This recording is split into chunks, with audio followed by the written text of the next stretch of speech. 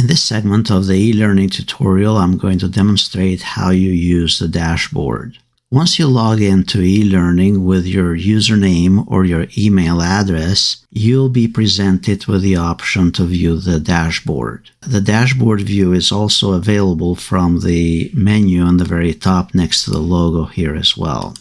Typically, the dashboard will include announcements or updates, the recently accessed courses, and then you have the title right below it. Notice there are additional options here on the right-hand side to navigate through the recently accessed courses. Further down on the dashboard, you have the course overview.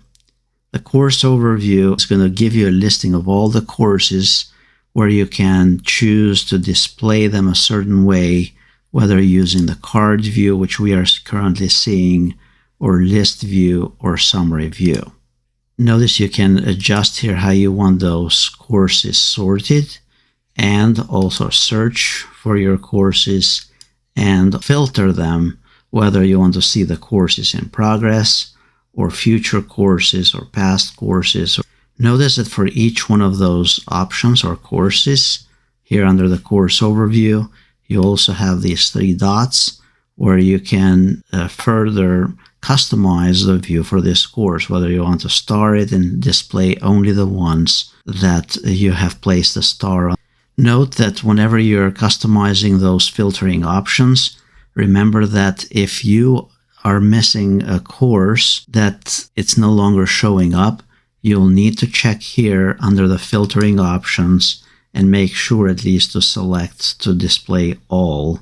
In that way, you'll be able to see all the courses that you have access and that you may have filtered out at one point or another. Further down here, you have the timeline. The timeline is actions that you have to do based on the activities on the courses. This is activities that have due dates. This is particularly helpful for students. Further down, here you have the events from the calendar. They'll trickle down from all your courses, or you can create new events by simply clicking here, a new event, and then enter the event title, the date when it's due.